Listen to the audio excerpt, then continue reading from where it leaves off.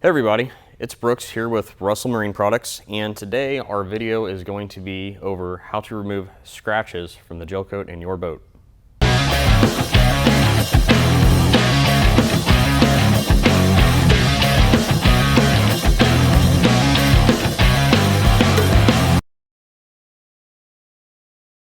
Okay, so basically I have laid out on the table all of the materials that we're going to need to get these scratches out of the boat. We'll go over the sandpaper grits that we start out with. So we're using just an 800 grit DA pad. There's a bunch of different makes of sandpaper. It doesn't have to be 3M. Just whatever you can get your hands on honestly works. From 800 grit, we're going to go on to 1500 grit, 2000 grit, and 3000 grit. And from there we'll move on to the buffing and polishing. A sanding block, it doesn't have to be something like this, basically anything flat.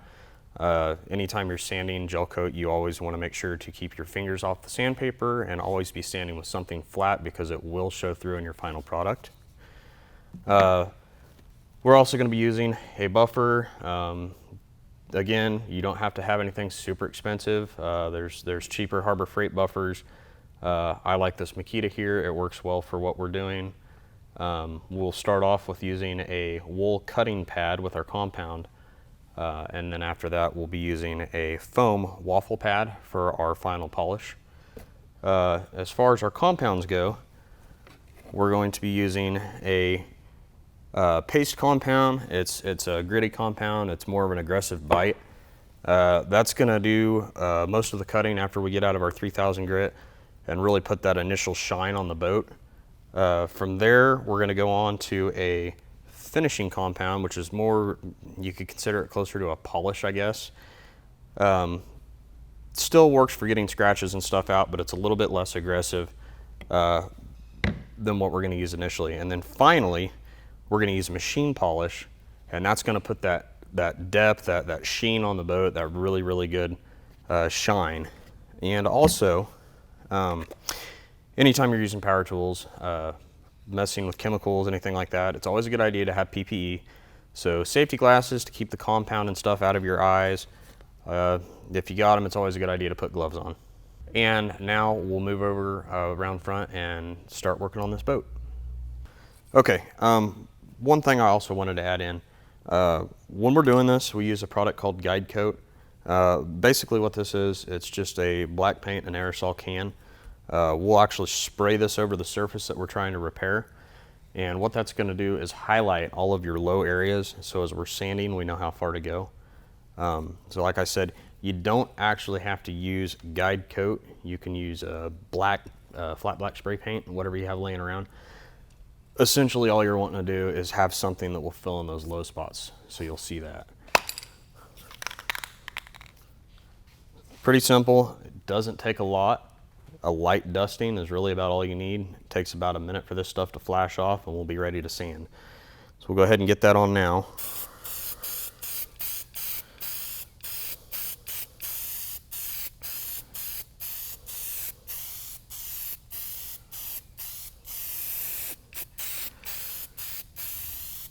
Like I said, you don't have to hog it on there. You're not really trying to paint the surface. You just want to get enough in there to highlight your low areas. So we'll let that flash off here for about a minute and then we'll actually start sanding. Okay, now that our Guide Coat has flashed off, it's good and dry, we're going to start by wet sanding with our 800 grit and our flat block. We're also going to be using a solution of dish soap, Dawn dish soap, really any kind of soap will work. Just a little bit, water in a spray bottle. What this will do is help lubricate the surface while we're sanding. So just a light mist over the work area. Go ahead and get some on your paper as well. And it's important while you're doing this, we want to keep the sanding block flat and just work it over the area.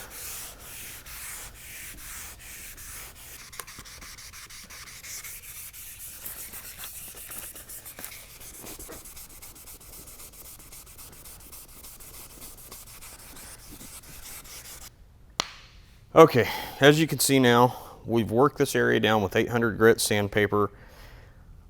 I use pretty much what, I don't know, I think of it as a 90% rule. But basically what you're looking for is you want to get a bulk of these big scratches down.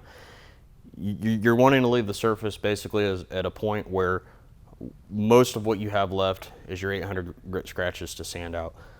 So the initial repair areas, the heavy gouges and everything, we pretty much want to get rid of all of that. What we're looking for is just the 800 grit scratches that we're wanting to sand out. So from here, we're going to transition onto our 1500 grit sandpaper. These are going to move along a little bit quicker. We don't have as much material to remove now. So we'll go ahead and get going with the 1500, 2000, and 3000.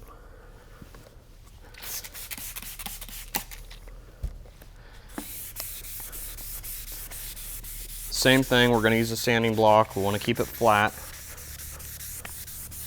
And basically what we're doing is just scrubbing away all the remaining guide coat and scrubbing away all the 800 grit scratches. Okay, one thing to bear in mind also, anytime you're working around an area where you have any kind of a body line, it's always important, again, just to make sure you're using a sanding block and resist the urge to use your fingers to sand with. We don't want to change the shape of anything. So anytime you can use a sanding block to do your work, you're always going to get a better result in the end. Now that we've worked out all of those 800 grit and 1500 grit scratches, we're going to go ahead and work over it with 2000 grit. This process here will be even quicker. Now we're getting down to a finer grit sandpaper, so we're more or less to the point where we're starting to polish more than cut. Okay, so we're getting ready to transition over to 3000 grit. We just finished up with the 2000, and I don't know if you can see on camera, but we have a couple little deep pits right here that I'm probably not going to be able to sand out. It's kind of borderline. There's a risk that you could burn through, and since we're not wanting to respray gel coat, we're probably going to leave these spots here and proceed on to 3000 grit, and then we'll go ahead and buff and polish. It's kind of hard really to gauge about how far is too far. I would say if you've gone more than, you know, a 32nd of an inch, you're getting close to, you know, burning through. So we're going to go ahead and leave these two little spots here, and we'll go on to the 3000 grit and then the buffing and polishing.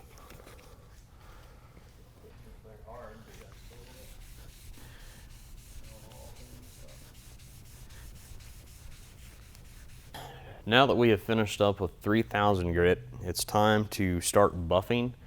To start out with, we're going to use this paste compound. Like I said earlier, it's kind of a gritty consistency. This is a more abrasive compound. You can almost think about it as like a liquid sandpaper in a way. But what this is going to do is take those 3000 grit scratches out. We'll use that with a combination of the wool pad on the buffer and get this going. Doesn't take a whole lot. A little bit goes a long ways.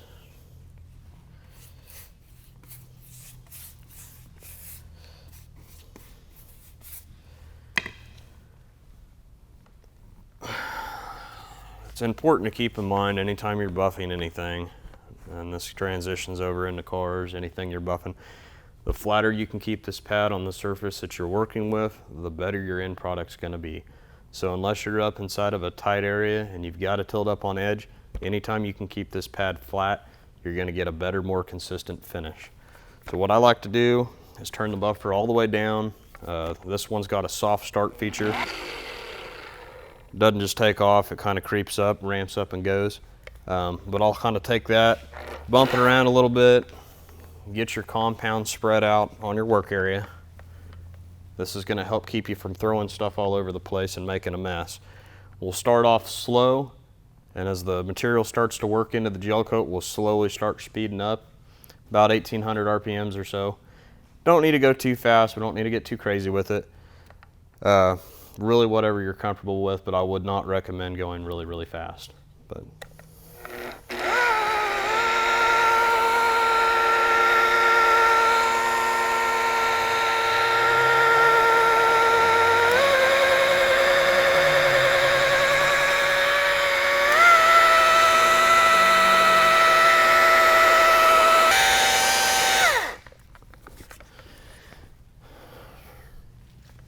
We'll go through and periodically check, wipe it clean, kind of check for our finish.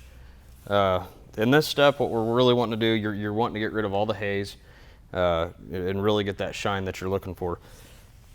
So it'll take a couple applications of the gel coat compound to get where we want to be. Again, just like last time, you get your brush in there and dab some on.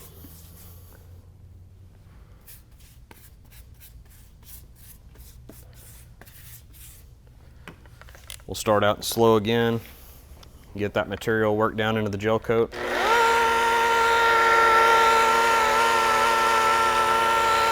All right, now that we've finished up with our compounding, we're gonna swap over to a foam waffle pad.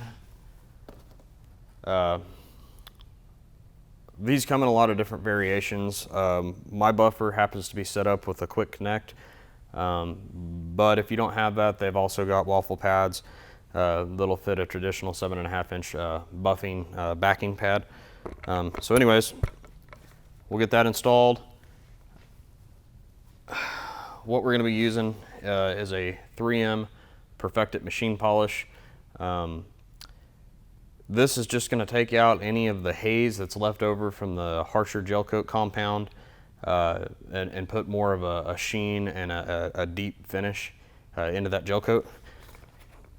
So it doesn't take a whole lot. Take your material and put it on the boat. Really, that's about all you need. We try to stay away from putting that directly on the pad. What can happen is it'll actually cake up in the pad and kind of give you an uneven finish. And we're going to spread that the same way we did with the compound. Just get that kind of worked out onto your work area. This stuff you don't have to run fast. You don't want to run it fast or you're going to end up caking on the side of your boat.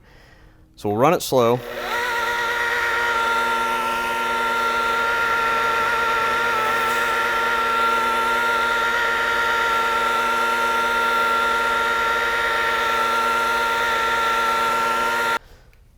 Okay guys, here is the after effect of our repair that we just did on these scratches. We'll go ahead and pull the tape and reveal the difference.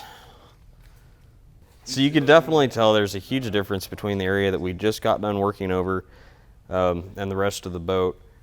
We'll come back through and feather this out with the buffer.